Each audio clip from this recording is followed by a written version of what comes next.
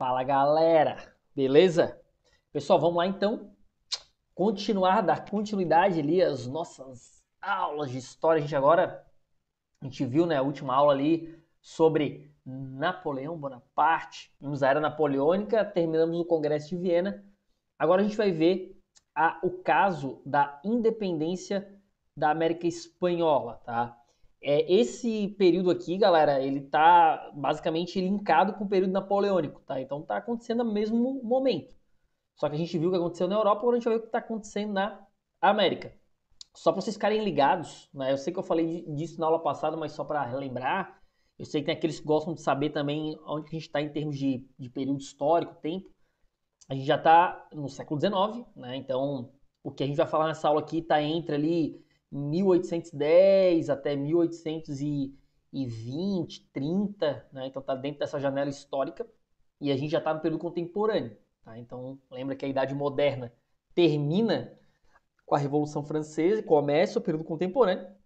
Então, estamos falando dele, né? A gente vai ver agora todo o século XIX, vai entender ali os principais elementos do século XIX e depois entraremos no aguardado século XX, que é um século aí bem importante, tá? Galera, então vamos lá, independência da América Espanhola, caso do Haiti. Eu trouxe aqui o caso do Haiti na apostila de vocês, ele só menciona, e no final eu resolvi trazer. O Haiti não é a América Espanhola, o Haiti é a América francesa, né? Ele foi colonizado pela França.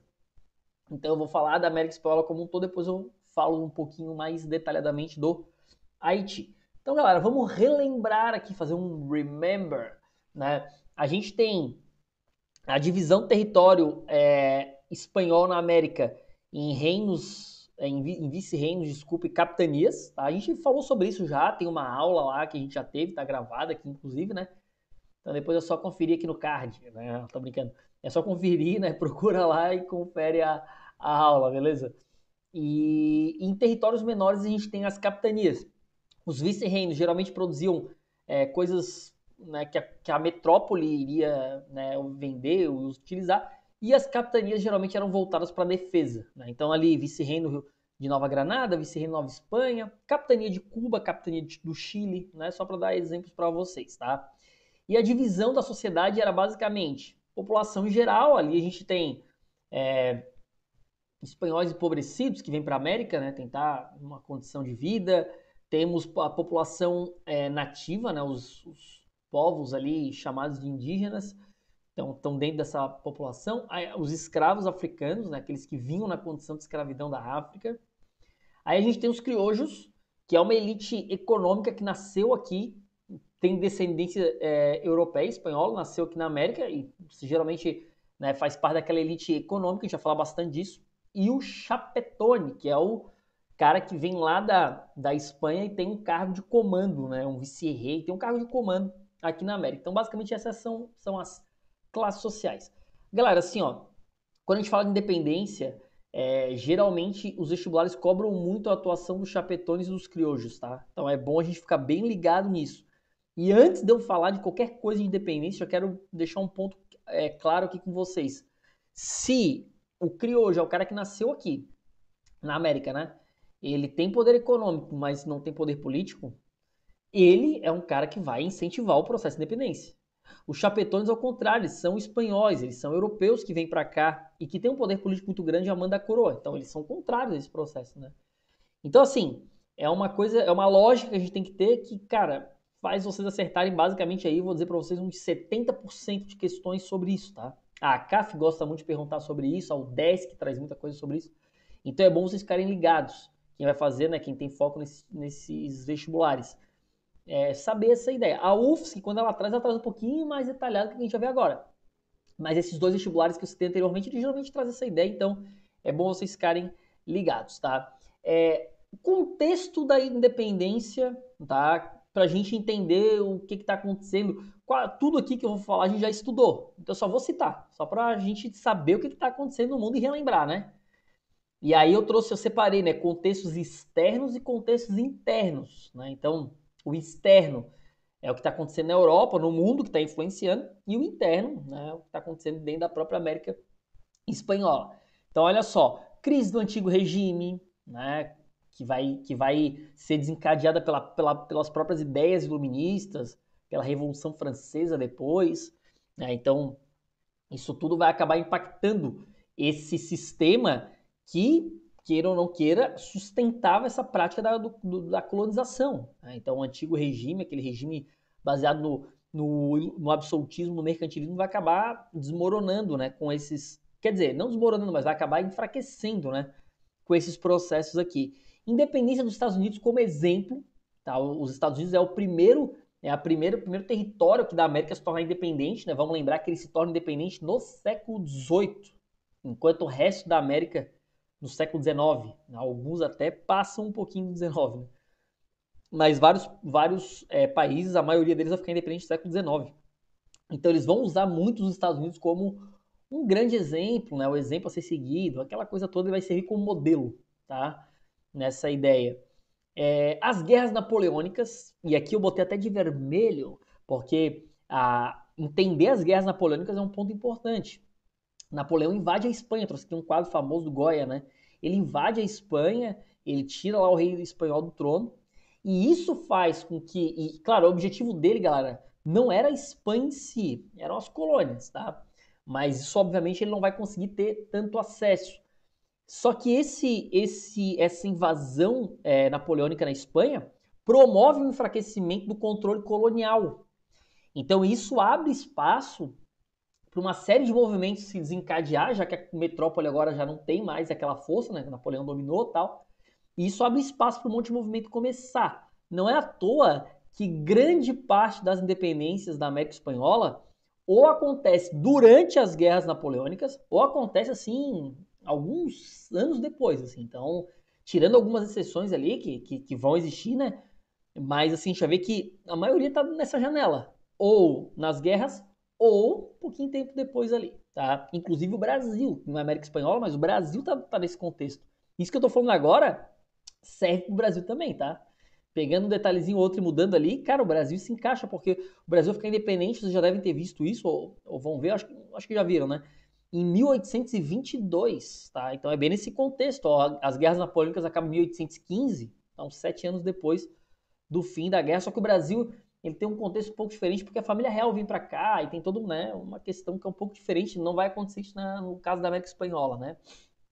Revolução Industrial, então tu tem uma pressão inglesa para abrir os mercados, né? A Inglaterra queria o fim do pacto colonial, queria ter esse acesso. E uma outra coisa interessante, tá? A gente vai falar disso até um pouco mais para frente. Eu vou citar isso agora, isso aqui é a única coisa que a gente não viu ainda, porque a gente vai ter uma aula sobre Estados Unidos. A gente vai falar de guerra de secessão e tal. Daqui a pouco a gente vai ter essa aula. E nessa aula eu vou trabalhar um pouco mais essa ideia, mas os Estados Unidos vai surgir como uma grande nação, e aí vai se criar aquela velha máxima, né? Aquela velha doutrina famosa, doutrina Monroe, a América para os americanos, né? E o que essa doutrina estabelecia? A ideia de que a América deveria ficar livre desse domínio europeu. E quando eles falam América para os americanos, né? Eles estão, obviamente, também dando a entender que os americanos, que são eles, né? Queriam também ter o poder e o domínio, né? De algumas regiões, principalmente regiões ali do Caribe, aquelas regiões da América Central. Então a doutrina Monroe, que é de 1823, se eu não me engano, tá? O ano dela é 23. Ela também contribui para vários processos que vão ocorrer um pouco mais tardiamente na América. Alguns que vão ocorrer antes, não, né? Mas os que são mais tardios vão ser influenciados, principalmente na região ali da América Central e a região ali do Caribe, principalmente, né? Então entra dentro dessa ideia. E a gente também tem o contexto interno, né? Os fatores internos que levaram a esse processo de independência. Aqui eu trouxe 3 pontos que são importantes. O Pacto Colonial retardando o desenvolvimento das colônias, lembra, né? Pacto Colonial, colônia e metrópole, a colônia é obrigada a manter um exclusivo comércio com a metrópole. Tudo que compra, tudo que vende, vem da metrópole ou vai para a metrópole, né? E isso era visto como algo que travava o desenvolvimento econômico, travava o desenvolvimento da colônia. Luta entre chapetones e criollos, que a gente falou lá no começo, que eu falei para vocês, pelo domínio colonial. Chapetones eram aqueles caras que tinham, né, o controle político.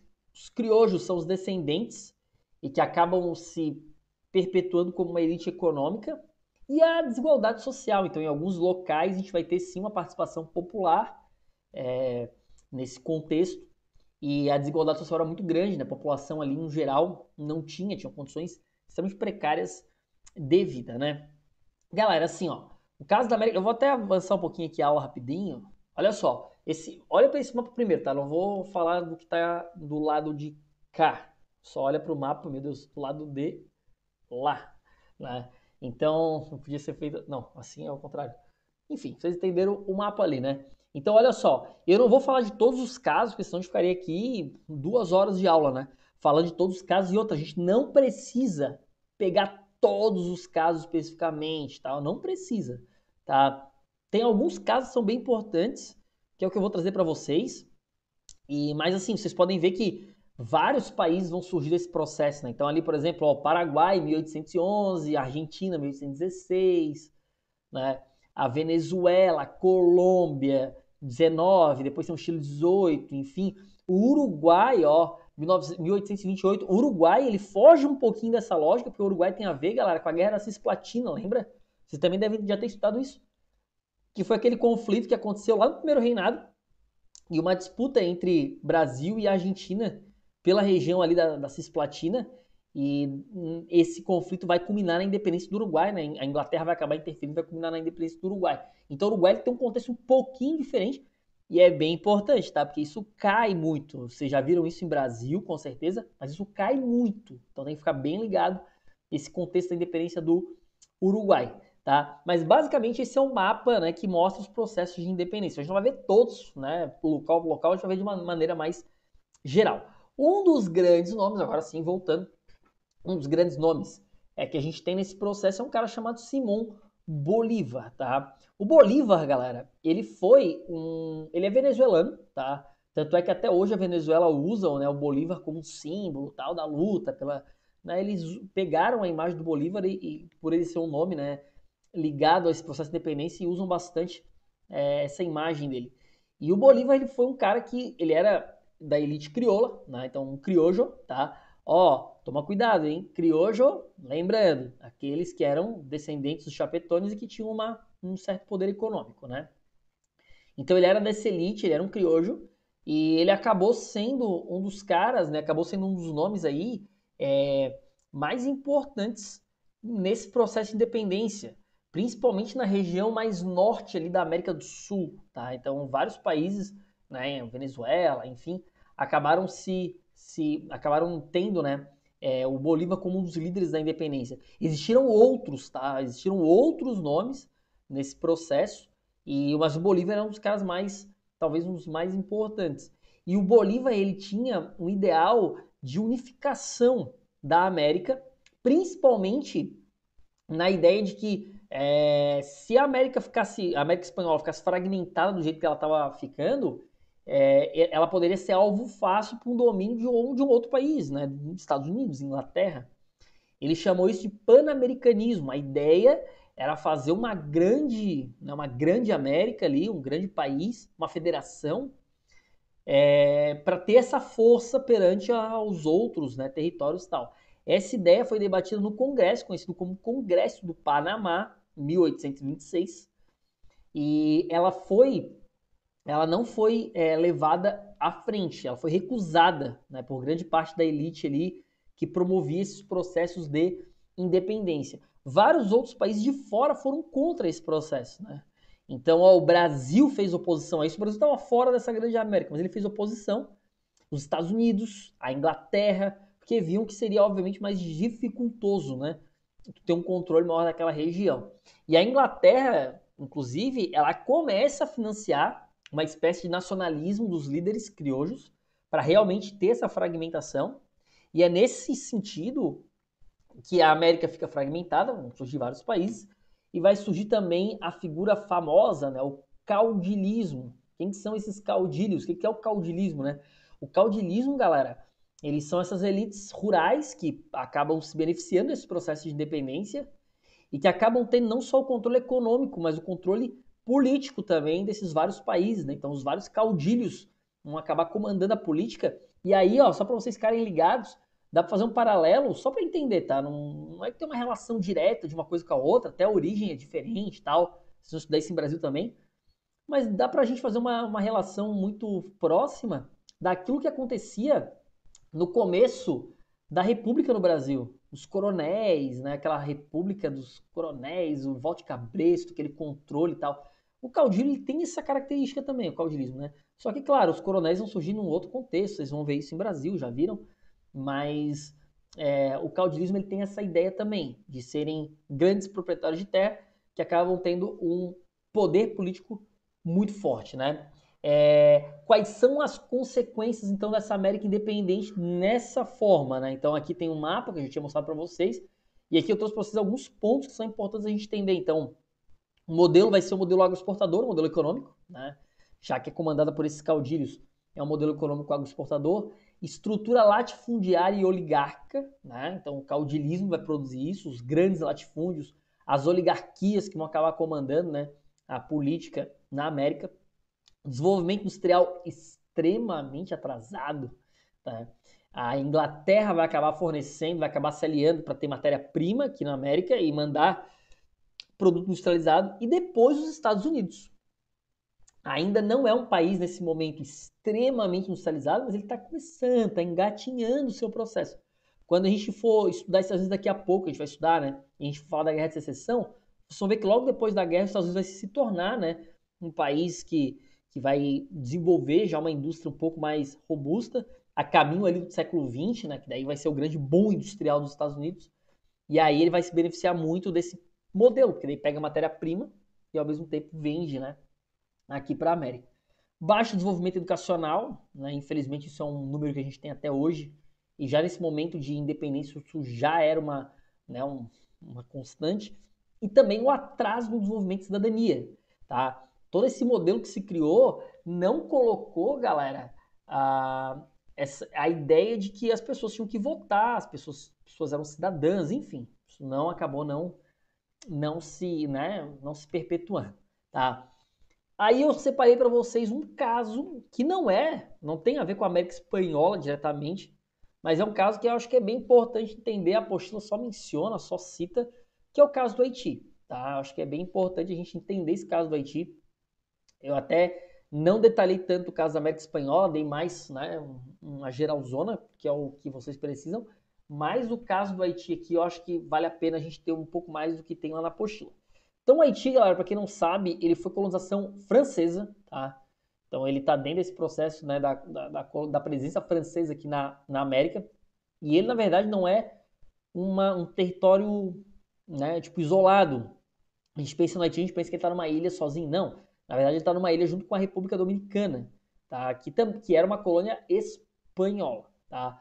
Então essa região ela foi dividida entre franceses e espanhóis, e a principal economia, né, gerada pelo Haiti era com a cana-de-açúcar. Então, se plantava cana-de-açúcar nesse contexto. Nessa ideia, a gente tem uma sociedade dividida em três grandes, na verdade, classes. Né? A gente tem os grandes blancs, que eram população livre, branca, senhores de escravos e participavam da política colonial, geralmente franceses ou de origem francesa. Os afrancs, negros libertos, alguns acumulavam riqueza, porém não tinham direito político. E 85%, a maioria esmagadora da população, escravos, tá? De origem africana que trabalhavam na cana-de-açúcar, né? Num sistema aí de escravidão que infelizmente também foi muito comum na América. O que vai acontecer? A gente vai ter a Revolução Francesa, e isso vai impactar no Haiti, porque o Haiti era uma colônia francesa. Essa revolução ela vai mexer ali, inclusive a República Dominicana tenta ter um domínio da ilha, e aí vai começar a ter um conflito e tal. Os afranques vão se revoltar, que eram aqueles, né, negros libertos, só que não tinham direito político, então eles vão se revoltar em busca desses direitos políticos, incentivados por esse clima de revolução. E depois os escravos vão se revoltar. Quando os escravos se revoltam, vai existir uma união de afranques e grandes blancs, tá? Para tentar acabar com essa revolta de escravos. O que vai acontecer? Quando os jacobinos entram no poder, não sei se vocês lembram, os jacobinos eles vão abolir a escravidão, né? É um termo lá da República Jacobina, e vários desses ex-escravos vão acabar se alistando nas forças militares para lutar contra a República Dominicana, contra a Espanha, que estava tentando dominar a ilha. Então, vários ex-escravos se alistam para lutar contra a Espanha. E aí, com o fim dessa escravidão, né, tu vai ter uma mudança significativa na configuração. Só que, depois da Revolução Francesa, vem Napoleão, falamos isso na última aula, e o que ele faz, galera? Restaura a escravidão nas colônias francesas, inclusive no Haiti, que era colônia francesa ainda, né? E eu falei para vocês que eu ia chamar a atenção desse ponto nessa aula, e esse é um dos pontos centrais, né, para a gente entender. Com essa restauração da escravidão por Napoleão, vários ex-escravos vão se revoltar contra isso, porque já estavam numa situação de liberdade, e agora, né, com essa volta da escravidão, eles vão acabar se revoltando, e aí vai surgir uma liderança bem importante desse carinha aqui, ó, Toussaint Louveau, que vai ser um dos grandes líderes, tá?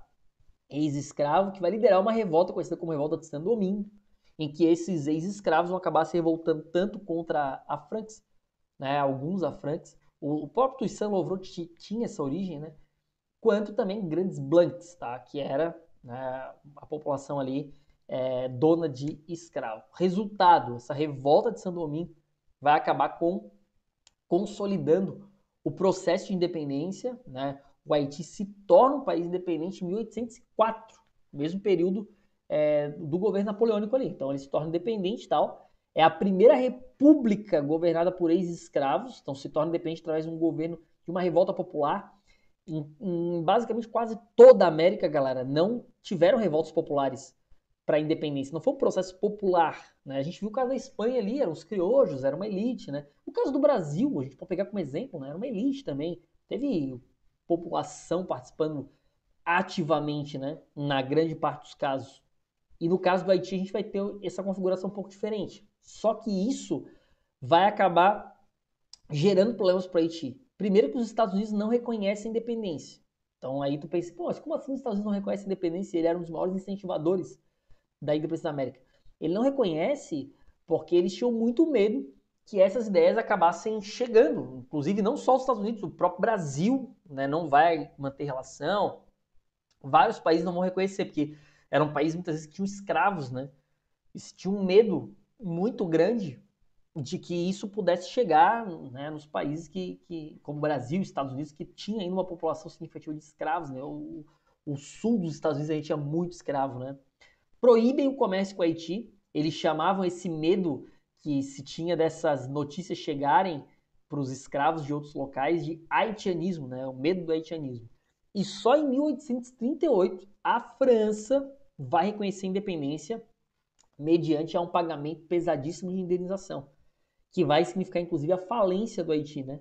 Então, para a França reconhecer, a França que era a metrópole, para ela reconhecer e para outros países, a partir disso, reconhecerem, porque só reconhecia quando a metrópole, né, tinha pelo reconhecimento, pelo menos a maioria, o Haiti teve que pagar uma indenização pesada. Isso significou a falência do Haiti, né? Hoje, né, galera, a gente pensa no Haiti, eu até estava lendo uma pesquisa aí, há um tempo atrás que saiu, que as pessoas, quando pensam no Haiti, pensam que o Haiti é um país africano, né? Muita gente coloca o Haiti na África e tal. O Haiti é da América, né? E muita gente tem essa associação porque se criou aquele estereótipo, né, de que a África é muito pobre, e o Haiti, quando a gente vê o Haiti, realmente é um país, né, que passa por vários problemas econômicos, problemas sociais, né? E claro que isso não é explicado só com um fator, são vários, né? Questões naturais, enfim, terremoto lá que abalou bastante, mas um deles é esse processo aí de independência e a pressão que foi feita por outros países, né? Então é um dos fatores para a gente entender essa questão, beleza? Galera, espero que vocês tenham gostado, entendido, tá? Uma aula aí mais geralzona, mas sim, vocês vão ver que as questões vão para esse caminho e dar uma olhadinha no Haiti ali que é importante, beleza? Um grande abraço para todos vocês, até a próxima, valeu, galera!